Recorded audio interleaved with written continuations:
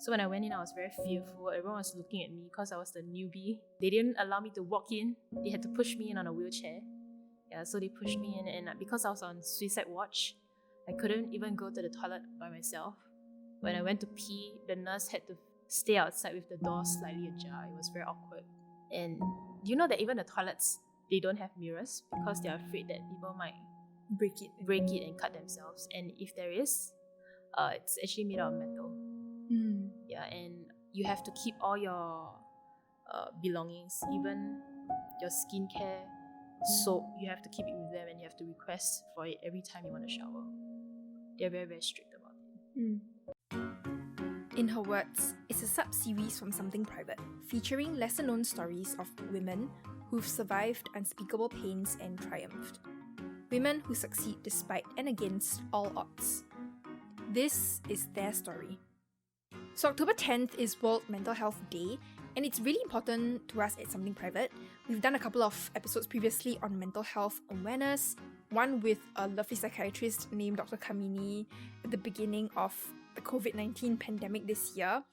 And Dr. Kamini wisely told us that self-care is really important, and it is whatever you define it to be. Today, we speak with a young woman named Belle, who shares her experience living in a psychiatric ward for 2 weeks. The kicker, she voluntarily admitted herself in hopes of getting better.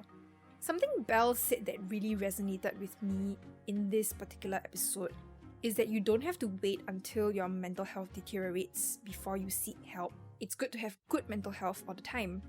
And I think I feel very guilty of this because I often overwork myself and I harbor a lot of guilt around seeking help because, I think I'm this strong, independent thing who can handle everything on her own. But I think listening to Belle's story was a really good reminder for me, and I hope that when you guys listen to this episode that it will be a good reminder for you as well. Here's Belle's story. Hi everyone, I'm Belle. I'm 24 this year. So I just came back from Australia not too long ago. I studied there for 4 years. So I was studying occupational therapy, and I'm currently working in a hospital as an occupational therapist or an OT. So I think everyone might be wondering what an OT does. So an OT usually helps people with an injury, an illness, or those who have a disability to become independent in their daily activities again. So be it by using equipment, be it by adapting their activity or their environment. Okay, so like I mentioned just now, we are doing this episode in awareness of World Mental Health Day, which is in 10 days. Yes. And you have a very unique experience that you'll be sharing on the podcast. So I think maybe what you can do is to first tell me like to briefly sum up what was the experience that you went through. So after struggling with anxiety and depression for a while as a new grad occupational therapist, I was admitted to a hospital to stay in a psychiatric ward for 2 weeks just to be safe. So yeah, just like anybody who started off their new job, I was very nervous. I had difficulty sleeping, but everyone told me it will go away because it's normal to feel anxious about being in a new environment, meeting new people, and especially for a foreign grad, there will normally be a culture shock at first. So I thought it would go away, but it didn't. Instead, the symptoms just became worse. So other than just having difficulty sleeping, I was also quite breathless. I started to have gastric issues as well.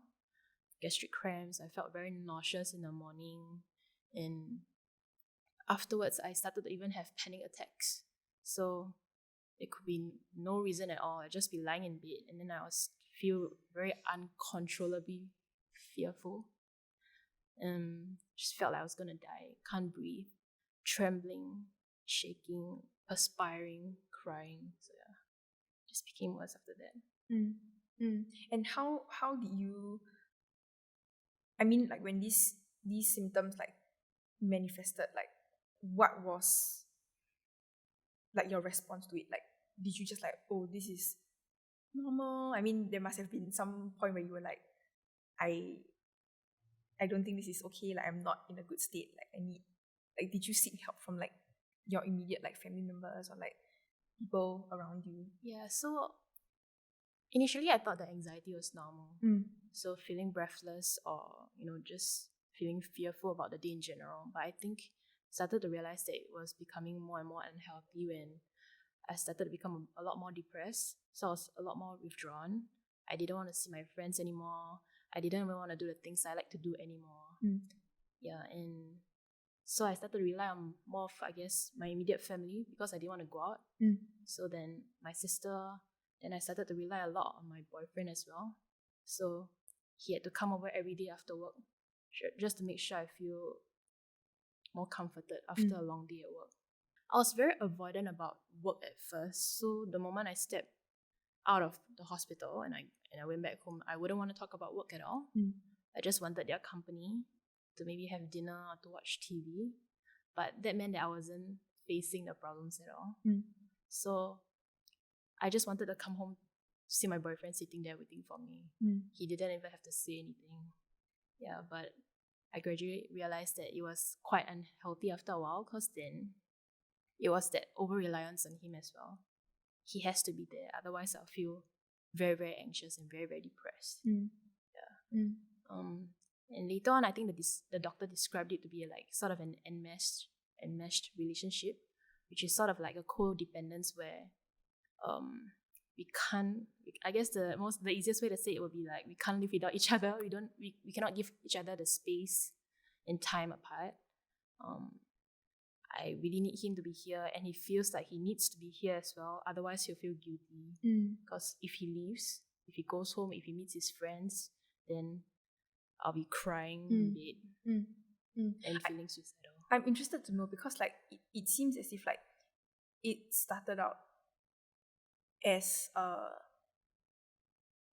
like symptoms of anxiety, symptoms of depression, but like it seems as if like along the way it started to fester and then into like something. Yeah, took a wrong turn or something. Yeah. I mean, you acknowledge that like there is a situation where you didn't want to face the problem, right? So yes. I mean, I'm assuming that would have contributed to, I guess, like a decline. Yeah, I guess you're right. For me, I'm not really sure when it took a wrong turn. I think it was just very overwhelming, the whole thing.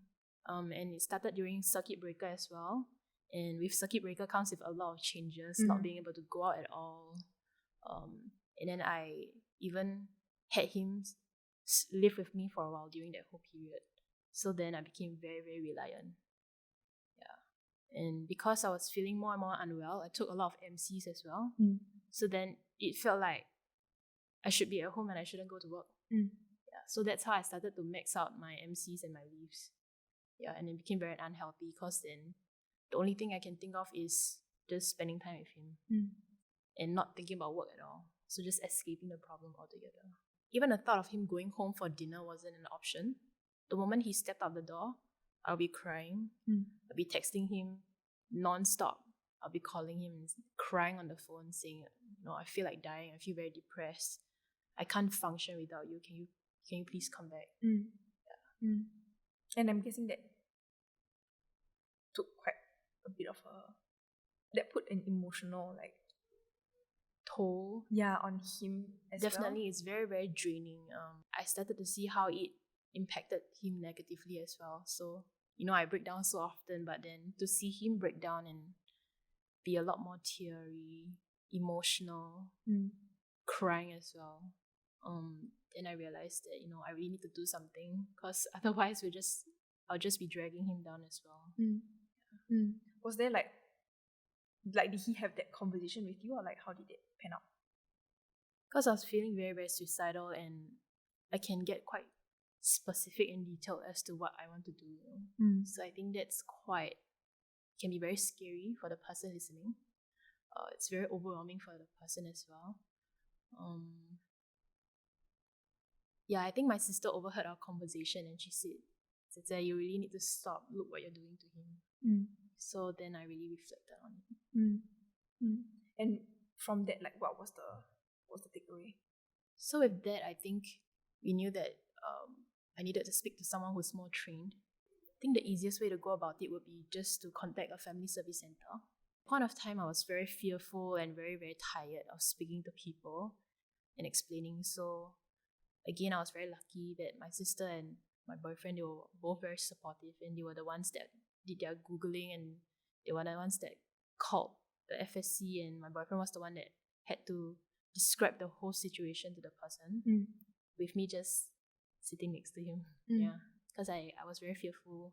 I didn't want to share at all. So I went to speak to the counselor at the FSC, and because it was circuit breaker, it was more of a phone call, and she taught me techniques like deep breathing or like trying to distance yourself from your thoughts. But it didn't change the fact that I was still having a lot of panic attacks. Yeah, so I felt then it was a lot more biological, physiological than just my thoughts. You know? Yeah, and I think she noticed that as well, because I told her, like, I really can't, think straight when I'm in that state. Like, I'm just so overwhelmed that I can't start doing my deep breathing and counting, just like rolling on the floor crying. So she then recommended me to see a doctor, get a referral to see a psychiatrist, and that's what I did. They managed to push the appointment forward, I think by a month, because it was getting quite urgent. I was really getting worse. So they called them up, and then I went to see the psychiatrist there, and I was crying while I was talking to her. Yeah. So I think that shows that I was really, really distressed. Yeah, and she asked me then if I wanted to be admitted, but I said no, because she said if you be admitted, then you have no phones, and we are not sure if your family can visit or your boyfriend can visit because it's COVID. So I said no, I don't want. And at that appointment, she diagnosed me with anxiety and depression, and she gave me some medications. And then she advised my counselor and my family members to just watch out, and if I were to have any worsening symptoms, or if I became very suicidal, then to bring me to the A&E. Is it like normal for them to like immediately prescribe like a stay in the hospital, like once you're diagnosed with? I don't think it's all the time that they'll do that. I think it's when they ask you, do you have any thoughts of killing yourself? Do you have a plan? Then that's when they decide that, maybe hospital admission is a safer option, because then you're in a safe space. You don't have access to any forms of killing yourself whatsoever. So that's when they will offer it to you. And I think my behavior then was already quite evident that I was very, very depressed. And I think for her to diagnose me, it has to take a while, and my symptoms have been there for a long time. Yeah, that's how she diagnosed me.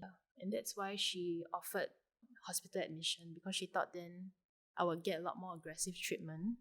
I'll get psychologists and OTs to see me there more regularly, as compared to if I were to be waiting outpatient, which might take like months. Okay, so you mentioned that you didn't decide that you want to stay. Yeah, it wasn't an immediate thing. So, but I knew that it was an option then. Okay, so yeah.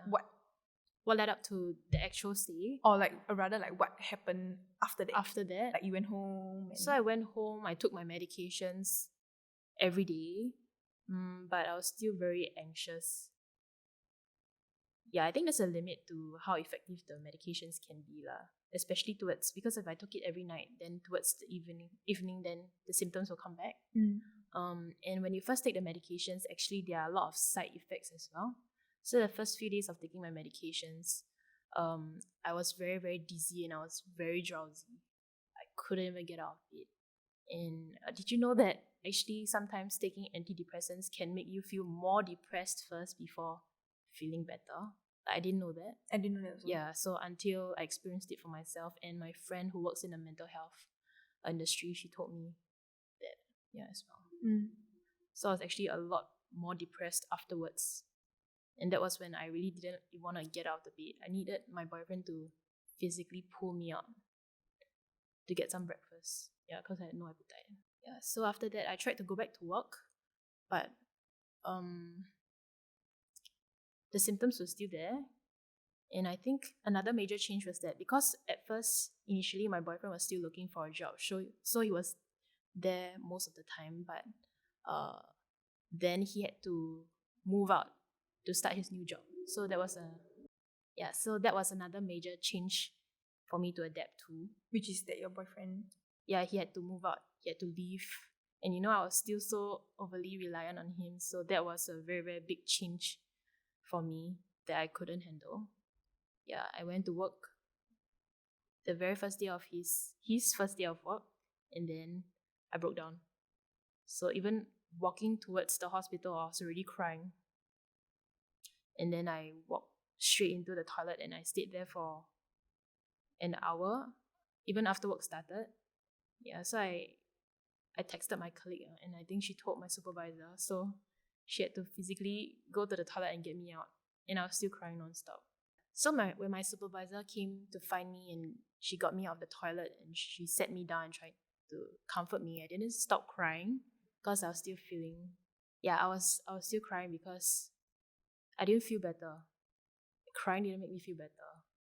So as I was crying, she asked me, so was I feeling very suicidal? And I told her I was. And that's when I think she said that she didn't feel safe for me to go home myself. I had to call my sister to come down, pick me up to go home. Yeah, and the next day I was still very depressed. Didn't want to get out of my bed. And then I think because I maxed out my MCs and my leave, my workplace supervisor told my sister to bring me to A&E. Yeah, so that's how I ended up in A&E. And the doctors there then asked me if I wanted hospital admission again, and I said yes. I was very fearful at the clinic. They got the psychiatrist to come down to see me, and she then offered me again the option of staying in the psychiatric ward. I only said yes because they said that they will allow my sister to sleep over. And when I went in, I was very fearful because, I watch a lot of movies and then they paint a very bad picture of how psychiatric wards are. Like people banging their heads on the wall or screaming, but it wasn't like that. But you could tell that look that people give you when you tell them you're in Ward 33, because that was the ward I was in. Was it in? It was in NUH. Yeah. So I live in the East. Everyone was asking me why I went all the way to NUH for my treatment, but I think my boyfriend and my sister did some Googling and they had a lot of good reviews from NUH, so I went there. So when I went in, I was very fearful. Everyone was looking at me because I was the newbie. They didn't allow me to walk in. They had to push me in on a wheelchair. Yeah, so they pushed me in, and because I was on suicide watch, I couldn't even go to the toilet by myself. When I went to pee, the nurse had to stay outside with the door slightly ajar. It was very awkward. Interesting. Yeah. It's quite annoying. But yeah, I understood why they had to do that.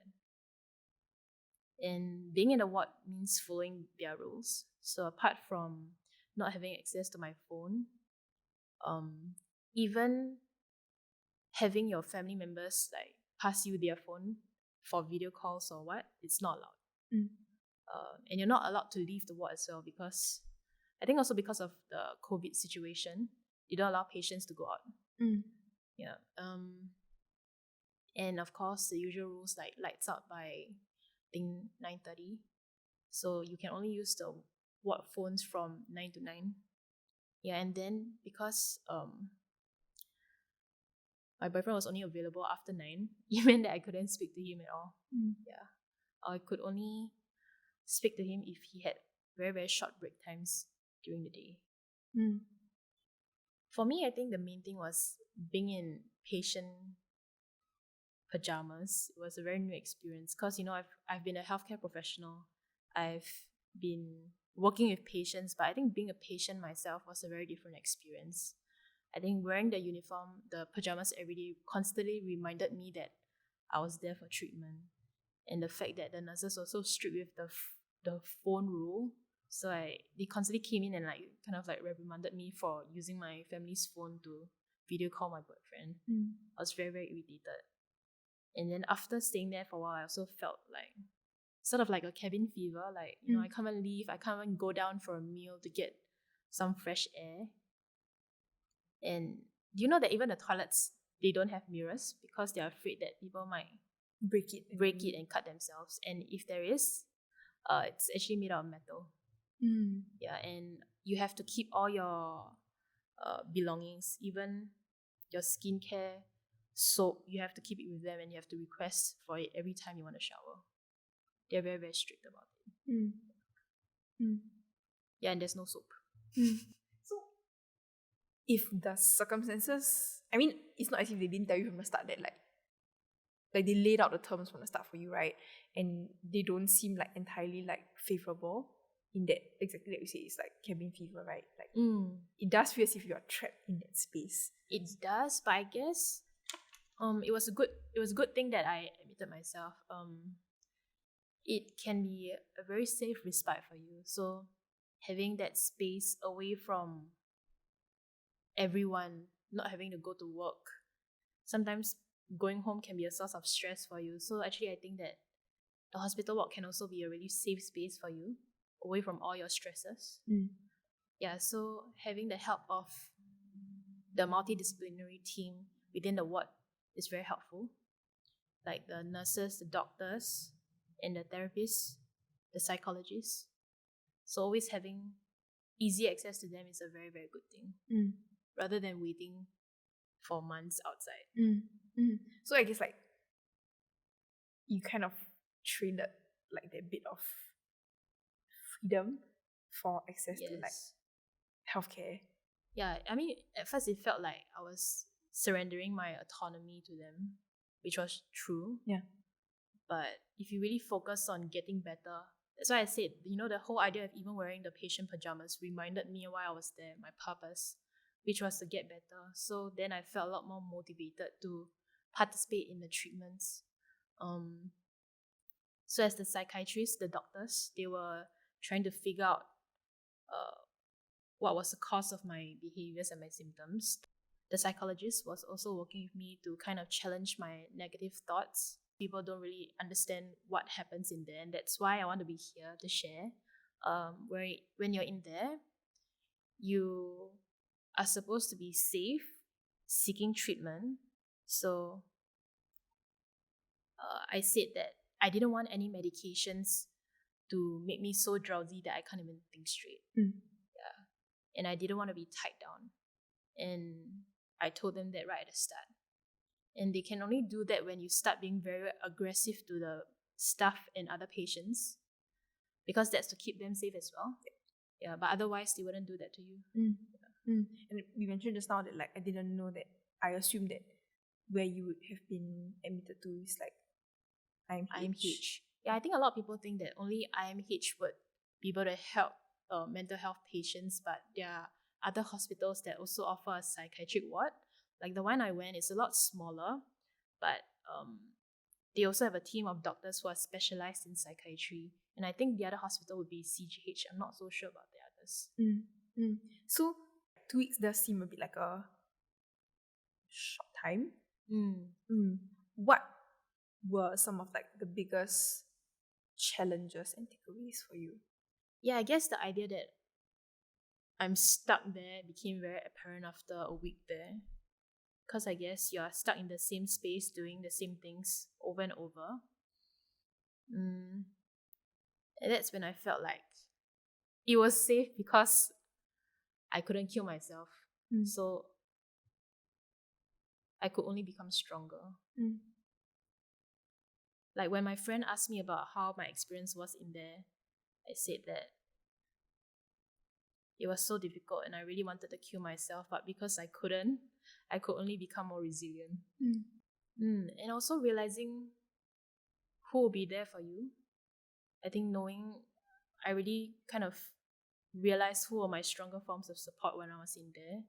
My sister acted like my PA because I couldn't have my phone. She was the one organizing who would be visiting me because of their strict visiting policy. So only 2 people can be in the ward at a time, and the whole day you can only have up to 5 visitors. And before they took away my phone, I sneakily texted all my closest friends and I said, hey, I'm here, like, come. And some of them didn't even know that I had this diagnosis, so they're very shocked. And later on, my sister had to explain to them. It sounds a bit as if like they were helping you. It's not only like to get better, but to have like measured steps towards like getting well. Yes. So only when I was admitted to the hospital ward, then they kind of revised my diagnosis to adjustment disorder. And that's actually just So from anxiety and depression. they kind of like made it more specific to adjustment disorder. And I haven't heard of that before. And I think it's just like it's supposed to only last for about 6 months. Usually after a major change in your life, like there's this very abnormal, excessive response to it, and it can come in a form of symptoms that are like anxiety and depression. Yeah, so that's what I understand of adjustment disorder. Yeah, and they kind of use the addiction model to describe my behavior. It was very strange at first. So I told the doctor that I really need his physical presence. And suddenly he had this like eureka moment. So I said, I can't, it doesn't make me feel better when I speak to him on the phone or when I see him over video call. I need him to be here. I just need his physical presence. When he talks to me, I don't feel better. And he was like, let's all start using the addiction model. Then he started telling all the other doctors. Then I was like, what is going on? He was like, oh, like, it so happens I'm the addiction specialist, and I'm going to be very blunt. It seems that as though you're addicted to him, like he's a substance, drug, or a drink that you can go to when you feel stressed. So when I start feeling very anxious, I'll cling onto him like a koala. So, then he sort of becomes more of a physical entity than a person. I was like, oh my gosh, that sounds terrible, but now it makes a lot of sense. So when he leaves, I start to have withdrawal symptoms, and then that's why you can see me crying, shaking, all this. It really looks as though I'm a drug addict, not giving my drug.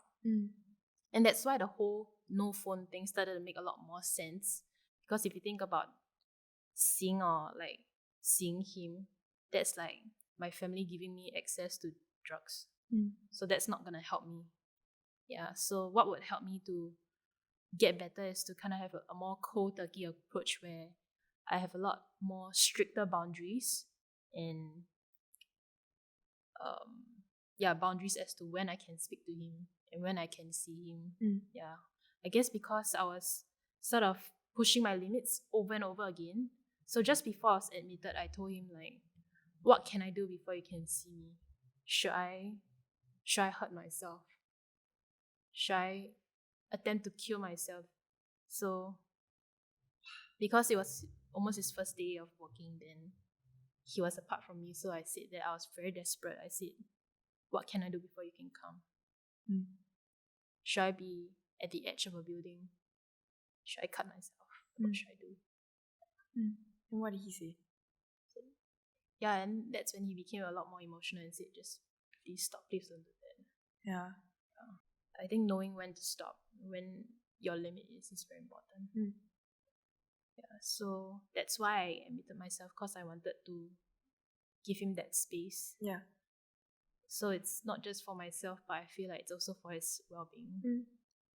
And the doctors also recognized that. So during my stay, they also contacted him quite frequently, sharing with him the plan, saying, hey, can you stop calling Belle so often? She needs to get better. Because I guess you're not helping. There's that codependence as well. So he feels like he's quite concerned. So every time he has a time or a break, he would try to call me. Yeah, but it's actually not advisable. So, okay, I mean, you mentioned that you guys started to, in your psychiatric stay there, like the doctor decided that, we'll apply the addiction model, right?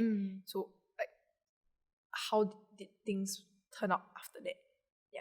After I guess like there's that eureka moment that he realized that this is what's going on. Yeah. So knowing that it has somehow turned into an addiction, being in a ward really helps, because cold turkey treatment is actually very effective for drug addicts. So I guess I was very motivated, and I was also very desperate. So yeah, so at the 1 week mark, I became very, very frustrated at my own situation, because I didn't feel like I was getting better. I was still breaking down. some nights, and I called my boyfriend. One night and I said like, I'm already here. I'm already subjecting myself to this. Like, what else do you want me to do? So that was what happened like halfway through. Somehow the days there felt very long. So even though 2 weeks might seem like a very short time, but after a while, yeah, each day, because it becomes quite repetitive, it felt quite long. So how did the rest of the stay go up? I was following the plan religiously, so when they left, I started writing. Yeah, so the first few days were very difficult because, as usual, I was very, very anxious the moment I was left alone. I was crying and I called my sister and said, "Get me out of here, this is a prison." And then the nurses tried to calm me down and say, "Girl, this is not a prison." I'm like, "This is worse than a prison. I have to pay to be treated like a prisoner." Yeah, so they're like, "Oh, can I give you some medications to calm you down? And then if you want to leave, you can, because this is a voluntary admission. You can speak to the doctors tomorrow." I said, "No, I want to speak to the on-call doctor, because I work in a hospital. I know that they have on-call doctors." But they were still trying to calm me down until the next day. Yeah.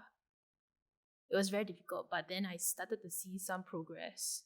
And when I spoke to my counselor, so my counselor actually came all the way from the FSC to NUH to speak to me as well. She said, that it's okay to still break down sometimes. You have to be kinder to yourself and actually see the progress that you have been making. So then I realized, actually, yeah, it's true, there's some progress. I started having lesser panic attacks. I didn't feel so breathless anymore. So she said it was like taking 2 steps forward, 1 step back. You're still making progress at the end of the day, and you have to praise yourself for that and be kinder to yourself in that sense. Yeah, so acknowledge any progress that you're making. So I guess like with that mantra, like, it helped you through the rest of the remaining days there. Yeah, I realized after that you really you only have yourself to rely on at the end of the day. To become more resilient, you have to be more self-sufficient. So I guess not allowing my family or my friends to stay over the night really forced me to become more independent again. So then I realized, I was studying alone in Australia and I didn't have any issues. And yeah, so the doctors actually asked me in their very first interview, "So how will you describe yourself?" Then I was like, what kind of question is that? Then I said, before this all started, I would say that I'm quite an independent person because, I chose to go to Perth because I knew that lesser Singaporeans were going there for the occupational therapy course. I wanted to be away from Singapore and really be immersed in a new culture and do things by myself. So I would say that I'm actually quite an independent person. And my sister also said, you just forgot how you were. But we know how you are, and we know that we can go back to that person that we know. Yeah, so then I started to think, when I was in Australia, I also had to manage stress on my own. So what did I do? Then I realized I really like writing. Typing or writing, doesn't matter. So that was what I started doing. So that day when I broke down and then the nurses tried to calm me down with medications and I was still like sobbing, right? I went to the counter and I said, "Can you give me some paper?" in my teary state. Then the nurses handed me like a thick stack of paper and I started just writing non-stop. And I wrote until I was tired. And I realized that was the only time I was comfortable with being alone. And then I felt like, hey, that's actually a familiar feeling, Feeling better after writing down all my thoughts. Yeah, and that's what I did for the remaining time I was there. Yeah, I guess everyone has their own ways of coping with stress. And what I did when I was in Australia was that I wrote and typed a lot when I was feeling lonely or feeling stressed.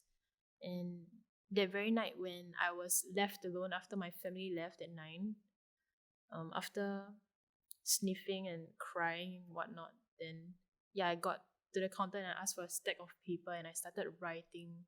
And I kept writing until the medications made me feel drowsy. And I started to feel like, hey, actually, writing is the only way I can feel comfortable with being alone. And it really helped. So, and writing really clears your mind, puts you into perspective. So that was what I did for the rest of my stay. I think the main takeaway from that would be that then I could set clearer boundaries for myself and for my boyfriend as well. Because I think the boundaries became very blur after a while, especially when he started to move in with me. That's when I sort of expected that, hey, like, since he's really moved in, like, actually he's my boyfriend, he should be able to drop everything for me, that kind of thing. Yeah. That was when I realized that you really need to know what you can and cannot control. So I really wrote down things that you can control, like you can be prepared for the week to come, so you can, make sure that whatever you can prepare for, you do so. Like, for my work, then make sure that I prepare my clothes, and I make sure that I try not to use my phone too much before I sleep. You can prepare for a week that you can look forward to. So, insert days where you're gonna meet your friends for dinner or go for a movie, things that you look forward to, and acknowledge things that you cannot control. So I guess the source of my anxiety was because I felt so out of control all the time. I was so scared of the things that I cannot be certain about. So I really wrote down things that I cannot control, which is external circumstances like COVID, the culture, the environment, the rules, even the medication side effects. Things that you cannot control would be also like, I guess, other people's reactions and expectations. But what you can control is your own expectations and your own behavior. So I told myself, you can be patient, you can be understanding, you can be supportive. And I even wrote down examples because, sometimes when you feel so overwhelmed, you can't even think straight. And I also wrote down things, what people can tell me when I'm feeling very overwhelmed.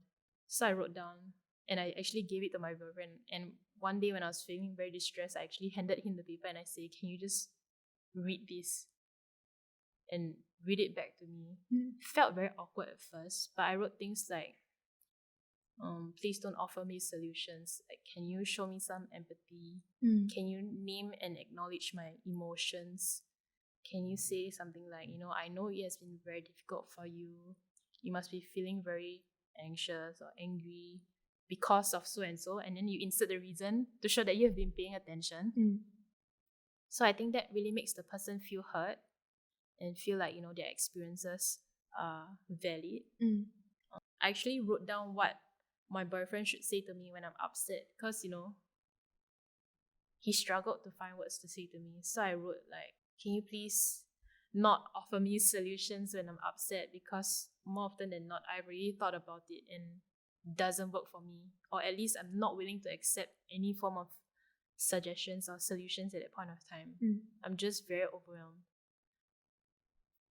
So like I said, can you please name and acknowledge my emotions?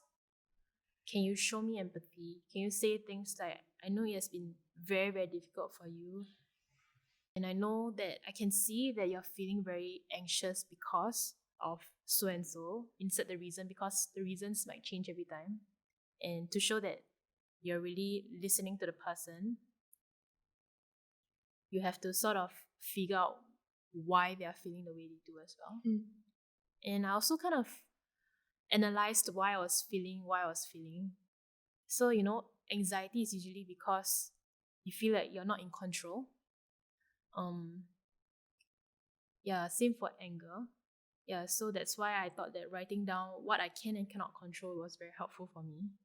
Let's talk a bit about after you were completed your psychiatric stay and then you reintegrated back into your life. How's that transition like for you, and I guess like how are you coping now?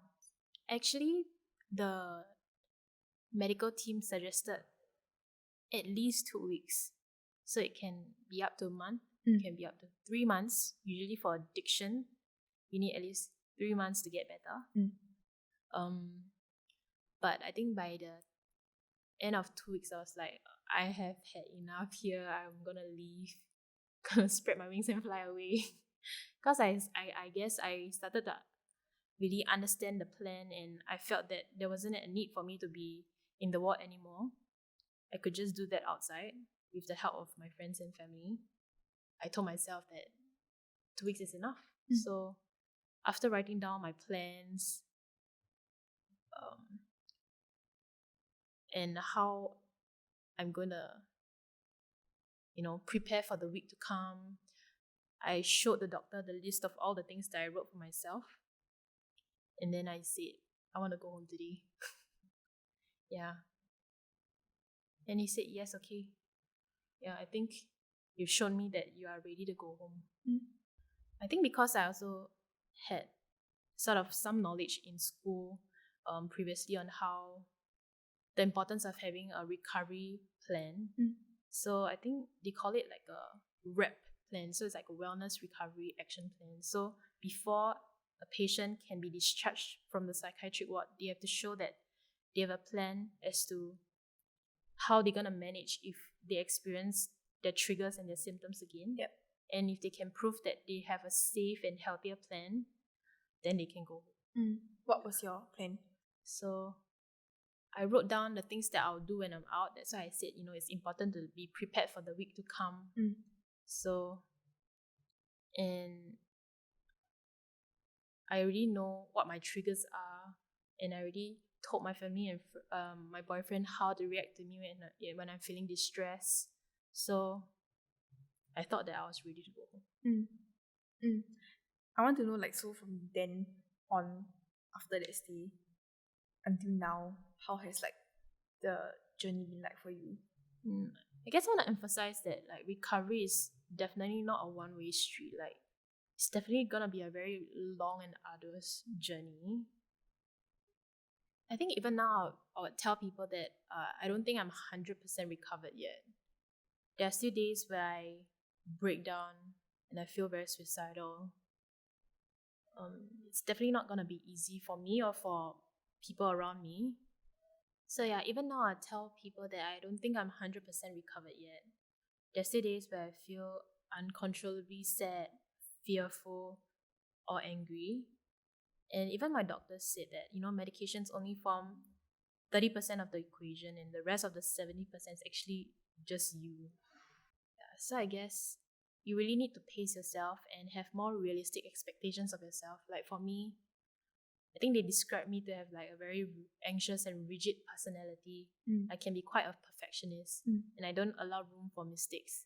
And that can really create a lot of unnecessary stress for myself. So I have gone back to work, but I've only gone back part-time. So I guess really slowly easing yourself back to a healthier routine would be very helpful. And keep yourself busy with things that you like to do. Of course, don't tire yourself out. But what I did while I was still on leave, so even after I was discharged, I was still on leave for about 2 weeks. Yeah, and during that 2 weeks, I kept myself busy because my boyfriend was away for work. So I just met up with friends. I joined a gym membership. I went for F45 every day. I even tried painting with my mom. So I guess reconnecting with the things that I like to do and reconnecting with my friends and family. Because I guess while I was so overwhelmed with my anxiety and depression previously, I only thought of sticking to my boyfriend, and I kind of forgot about everything and everyone else. So I guess that was a good time for me to sort of go back to the things that I used to do. And I was very hesitant to start part-time work because then I'll be thinking, oh no, my pay is going to be sliced in half, Then what about my plans for, getting a house? Or these savings are going to take a toll. And even the thoughts of, going for medical visits, they're also going to cost money. But yeah, I realized that these are just important steps that I need to take to become better. And when I do become better again, then all this will be worth it. I want to ask, like, I think for in light of like everything that you have experienced, right? I think as a member of like our generation, I think that we are quite self-aware of like mental health as a whole, right? And that like it's important. But I think sometimes there's quite a big barrier to like seeking help or like taking that first step out of, I guess, like a bad state or whatever state that you're in to want to improve, right? Or like, I think I once spoke to a psychiatrist who said quite accurately that, you know, people are willing to pay like $200 for like a retail session, but like they aren't willing to pay that same amount of money to seek help for like their mental health, right? So I want to know like first of all, like what is your take on that? Second of all, like how would you encourage, I guess, like somebody in the same shoes to maybe spend that $200 a bit more wisely, you know? Okay. Mental health is definitely a spectrum that you can have good mental health and you can be mentally ill, and that's, I would say, the extreme end. The moment if you're struggling with something and you feel anxious, it's really okay to seek help then. Yeah, you don't have to go straight to a psychiatrist if you think that that's too much. I guess some people are more hesitant because they think the idea of seeking help means that you have to be very ill or very unwell to go to someone for help. But if you think that, you know, speaking to your friends and family aren't very helpful to make you cope with your stress or your hardship, then yeah, it's always an option for you to reach out to other forms of support. And actually, there are a lot of other supports available, just that I don't think people are that aware of it. Give me an example. Just like, do you know that there's a help bot called Belle as well, that actually you can just type to, you don't even have to call. So some people find that they don't like calls, they don't like speaking to somebody. Yeah. You can even just type. Yeah, you just go Google Belle, the help bot, and then you can actually type and share, and then they will offer you services that you can access based on what you need. And if you don't mind calling somebody, because some people feel more comfortable speaking to a stranger because then they won't feel judged, then I guess there are helplines out there as well that you can reach out to. And for me, like what I did was that my family and my boyfriend helped me to speak to a counselor from FSC. I think some people find that it's gentler when they start off by speaking to a counselor rather than having the idea that they're going to speak to a psychologist or a psychiatrist, because that makes them feel like, am I mentally ill or something? Yeah, so I guess you can always take baby steps. If you think that the moment you feel like whatever you're doing is not enough, then you just have to try something different. Sometimes speaking to a friend is good enough. Sometimes trying something new is good enough. Yeah, you just have to try and try until you find that you're in a better state. So I guess what I wanted to share was also not just in a perspective of a person that is struggling with anxiety and depression and wants to seek help, but also to reach out to people who may know people who are struggling with some hardships or struggling with their mental health. And I just really want to like have a shout out to them and say, like, you know, thank you so much for being there. It's very, very important that there's someone like you who cares for them, and it's not going to be easy, but if you know and care for someone like that, please don't give up on them. Yeah, it will be very draining and tiring for sure, but it is very helpful to know that there will be someone who will be there regardless of what happens. So for me, I know that my sister and my boyfriend are my rocks. Like, you know, they'll always be there. And if you are struggling to know what to say to a person and to get them to seek help, I think one good way would be to say that, you know, as a person who genuinely cares for you, like, I'm really concerned about your well-being. If you think that, you know, what you're currently doing is not enough, then maybe you should try something different. So I guess you just have to be very caring, very gentle, yet inquisitive and persistent. Yeah, because sometimes even I was very stubborn at first about speaking to a counselor. Like I was like, oh, why should I speak to a counselor? I already learned about things in school. I know strategies to help myself with my anxiety. So I don't have to go to someone and pay them to tell me things I already know. But I think what's different is that obviously what you're doing is not enough. Because I realized that obviously what I was doing was not enough because I was still experiencing so much anxiety.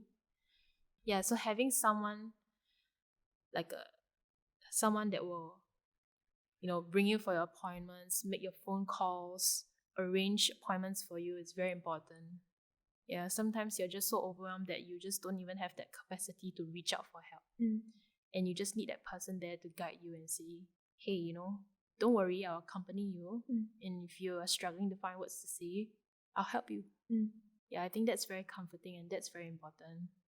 Yeah, so having that strong network is very important. And if you feel like, I don't even have any friends and family that I can rely on, then know that there are other outlets options that you can go to as well, like the hotlines. Yeah, you can go straight to them. They're usually very helpful. So I think maybe to sum it up, I want to talk about this episode is intended to come out in conjunction with World Mental Health Day, right? Is there something special that you like to see in light of this day of commemoration? In commemoration of Mental Health Day, I think what I want to share is that you don't have to be mentally unwell to seek help. Yeah, as long as you're struggling with something, I think we have to really normalize the idea of speaking to someone, speaking to a therapist. Yeah, sometimes that can be a weekly thing if you can afford to actually just organize your thoughts and to kind of have a third person perspective as to what happened and to have a better relationship with yourself in general. So the idea of maintaining mental health and well-being should be more of a focus. Yeah, rather than having the idea that you have to be unwell before you seek help. Yes, I guess everyone has the idea that you can only feel unwell before you go to someone. But I think the idea of really maintaining your mental health and well-being is also very important. So everyone, no matter whether you're facing hardships or not, I think it's very important to be kind to yourself and to spend some time to reflect and to give yourself a pat on the back and to celebrate the small wins. Because this year is not easy for a lot of people. So really treat yourself and reward yourself at the end of a long day of work or a long work week and do something that you like. Go for staycations because people are doing that a lot now.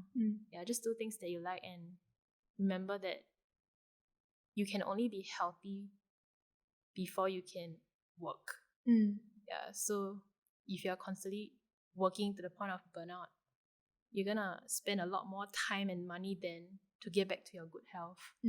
So just remember to take care of yourself even while you're working and studying right now. Thanks for tuning in to this week's episode. If you guys liked our podcast, please subscribe to us on all the various podcasting platforms and share us with your friends, family, and loved ones. It will do us a solid. Hope you guys have been enjoying this particular series, In Her Words, where we feature, tough stories from women who are just like you and me, but have lived through experiences that were, I would say, harder than most we've gone through. So yeah, if you guys have a particular individual you'd like me to feature or talk to, or if you want to share with me anything at all, please reach out to me on Instagram at somethingprivatepod or via email at Nicole at somethingprivate.fm. Always love to hear from you guys. See you guys next week. Tune in to the full episode on Spotify, iTunes, Google Podcast, or wherever you listen to your favorite podcast.